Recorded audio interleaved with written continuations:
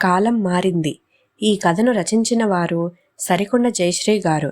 ఈ కథ జనవరి 2026లో ఈనాడులో ప్రచురితమైంది. అరే ఆదిత్య, నువ్వు చెప్పేది నీకైనా అర్థమవుతుందా? అంది సుగుణ. అమ్మా, కాస్త ప్రశాంతంగా ఆలోచించు, నీకు కూడా అర్థమవుతుంది అన్నాడు ఆదిత్య.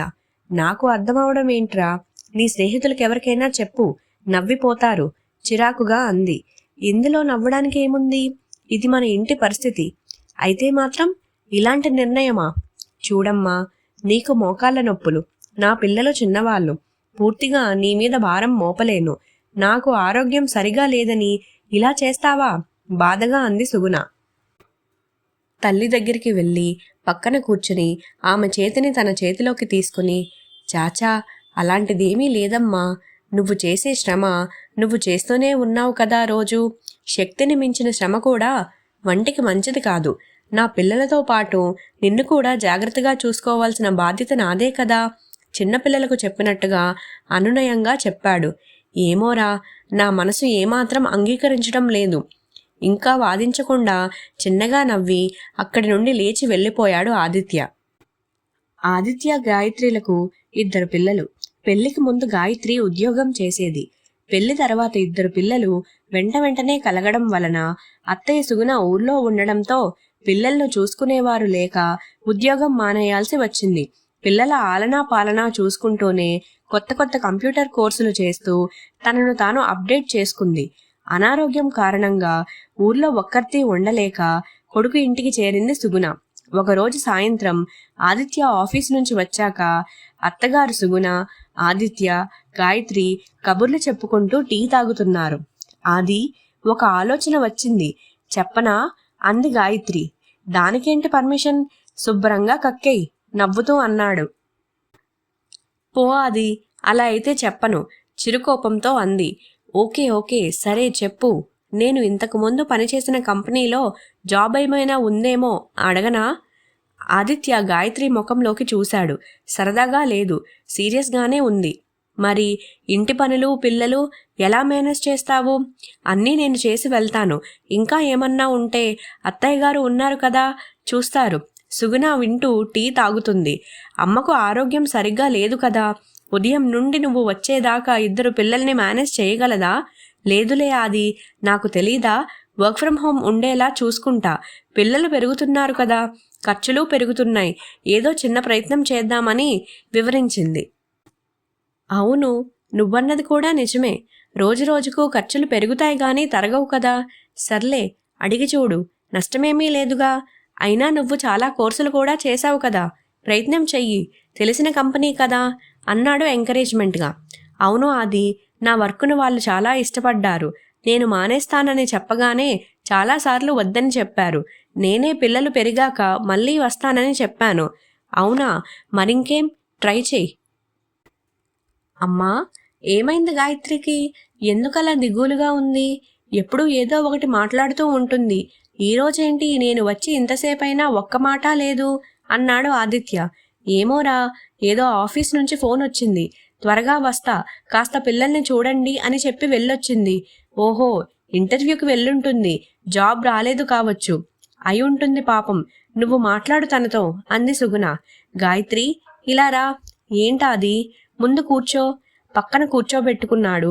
కూర్చుంది మౌనంగా. నువ్వు ఇప్పుడిప్పుడే ఉద్యోగం వెతకడం మొదలుపెట్టావు కదా, మొదటి ప్రయత్నానికే డిప్రెషనా? 5-6 సంవత్సరాలు గ్యాప్ వచ్చింది కదా, కాస్త టైం పట్టొచ్చు. ఎక్కువ ఆలోచించుకు, వేరేది వెతకొచ్చులే. Be happy. భుజం మీద చెయ్యి వేశాడు. నీకో విషయం చెప్పాలి నింపాదిగా అంది. అవునా, చెప్పు. అక్కడ ఏమన్నా జరిగిందా? అడిగాడు ఆమె కళ్ళల్లోకి చూస్తూ. నేను వాళ్ళని ఆన్లైన్ జాబ్ కావాలని అడిగా. వాళ్ళు ప్రస్తుతం లేవన్నారు. కానీ ఏమన్నారు? నేను పాత ఎంప్లాయీనని గుర్తించి నా అప్డేటెడ్ స్కిల్స్ పైన ఇంటర్వ్యూ చేశారు. చేసి ఏం చెప్పారు? అన్నీ బాగా నచ్చాయని నాకు అసిస్టెంట్ మేనేజర్ పోస్ట్ ఇస్తామన్నారు. కొద్ది రోజుల్లోనే మేనేజర్గా ప్రమోట్ చేసే అవకాశం ఉందని చెప్పారు. శాలరీ కూడా ప్రస్తుతం మనకి వస్తున్న దానికి 2 రెట్లు ఇస్తామన్నారు. వావ్, ఇంత గుడ్ న్యూస్ ఇంత చెప్పగా చెప్తారా ఎవరైనా? కానీ అది ఇందులో ఒక సమస్య ఉంది. ఏమిటది? నేను ఇంటి నుండి వర్క్ చేయడానికి వీలు కాదు, ఆఫీసుకు వెళ్ళాలి. సరే, దిగులు పడకు. నీకు అర్హత లేకపోతే అంత ఎక్కువ శాలరీతో అంత పెద్ద పోస్ట్ ఇవ్వరు కదా. ముందు దానికి సంతోషించు. నువ్వు వెళ్ళడానికి ఏదో ఒక మార్గం చూద్దాంలే. గాయత్రి చేతిని తన చేతిలోకి తీసుకుని ప్రేమగా తట్టాడు. ఆదిత్య గాయత్రికి భరోసా అయితే ఇచ్చాడు, కానీ అక్కడే మొదలైంది అసలు సమస్య. అదే తల్లిని ఒప్పించడం. చిన్నవాడిని పడుకోబెట్టి పెద్దవాడిని తీసుకురావడానికి స్కూలుకు వెళ్ళింది గాయత్రి. ఏరా, ఏం నిర్ణయించుకున్నారు? అడిగింది సుగుణ కొడుకుని. అమ్మా, ఇలా రా అని చైర్లో కూర్చోబెట్టి ఆమె ఎదురుగా కాళ్ళ దగ్గర కింద కూర్చున్నాడు ఆదిత్య. అమ్మా, మనం కొన్ని వాస్తవాలు మాట్లాడుకుందాం. పోరా, ఏదో సోది చెబుతావు. అది కాదమ్మా, ముందు విను. నాన్న పోవడంతో ఆర్థిక పరిస్థితి బాలేక నేను ఎక్కువ చదవకుండానే దొరికిన ఉద్యోగం చేయాల్సి వచ్చింది. ఏదో ఒకటి చేస్తున్నావు కదా. చేస్తున్నానులే, కానీ గాయత్రి నాకంటే ఎక్కువ చదువుకుంది, సమర్థత కూడా నాకంటే ఎక్కువే. అందుకే ఇప్పుడు నాకంటే 2 రెట్ల జీతంతో ఉద్యోగం వచ్చింది. అయితే నువ్వు ఉద్యోగం మానేసి పిల్లల్ని చూస్తూ కోడల్ని ఉద్యోగానికి పంపుతానంటావు, అంతేనా? అదే కదా మొన్నటి నుండి చెబుతోంది. ఏం మాట్లాడకుండా మౌనంగా కూర్చుంది సుగుణ. అమ్మా, వెనుకటి రోజుల్లో మగవాళ్ళు చదువుకొని ఉద్యోగం చేస్తే ఆడవాళ్ళు ఇంటి పట్టు నుండి వంట వార్పు చేసేవారు. కానీ కాలం మారిందమ్మా. ఇప్పుడు ఆడ మగ తేడా లేకుండా అందరూ చదువుకుంటున్నారు, ఉద్యోగం చేస్తూ సంపాదిస్తున్నారు. పరిస్థితులకు అవసరాలకు అనుగుణంగా మనం కూడా మారాలి. నేను ఎంత ప్రయత్నం చేసినా గాయత్రి అంత సంపాదించలేను. అయినా కుటుంబ అవసరాల దృష్ట్యా ఉద్యోగం చెయ్యొద్దు అంటే గాయత్రి మానేస్తుంది. ఇంతకు ముందు కూడా మానేసింది కదా. కానీ నువ్వే చెప్పమ్మా, ఏమాత్రం ప్రతిమ లేని నేను ఉద్యోగం చేయడం, ఎంతో ప్రతిభ ఉన్న గాయత్రిని ఇంట్లో కూర్చోబెట్టడం న్యాయమా? నువ్వే ఆలోచించు. పరిస్థితులను అర్థం చేసుకోవడానికి ప్రయత్నిస్తున్నట్లుగా ముఖంలో భావాలు మారుతున్నాయి సుగుణలో. గాయత్రి నా భార్యమ్మ, ఈ ఇంటి ఇల్లాలు. తను ఎవరి కోసం సంపాదిస్తుంది? మన కోసమే కదా. మనం ఆర్థికంగా ఇంకాస్త నిలదొక్కుకోవడానికే కదా. సుగుణ ఏమీ మాట్లాడలేదు. అమ్మా, నువ్వు కంగారు పడకు. నేను ఎప్పటికీ ఇలా ఇంట్లోనే కూర్చుంటానేమోనని. గాయత్రి పిల్లల్ని చూసుకుంటూ కొత్త కోర్సులు చేసినట్లే నేను కూడా కొత్త స్కిల్స్ నేర్చుకొని పిల్లలు కాస్త పెద్దవగానే మంచి జాబ్ చూసుకుంటా. మహా అయితే 2-3 సంవత్సరాలు అంతే. సరేనా? మా అమ్మ మంచిది కదా. ప్లీజ్ అర్థం చేసుకో అమ్మా. అత్తయ్య, ఒకసారి ఇలా రండి. హడావిడిగా వస్తూ పిలిచింది గాయత్రి. ఏంటమ్మా అంది కంగారుగా వస్తూ సుగుణ. ముందు మీరు ఇక్కడ కూర్చోండి. కుర్చీలో కూర్చోబెట్టింది. ఇవి మీకే అంది పెద్ద డబ్బులు కట్ట చేతికి ఇస్తూ. అమ్మో, ఇంత డబ్బు నాకెందుకు? అడిగింది సుగుణ. లేదత్తయ్యా, ఈరోజు నా మొదటి శాలరీ వచ్చింది.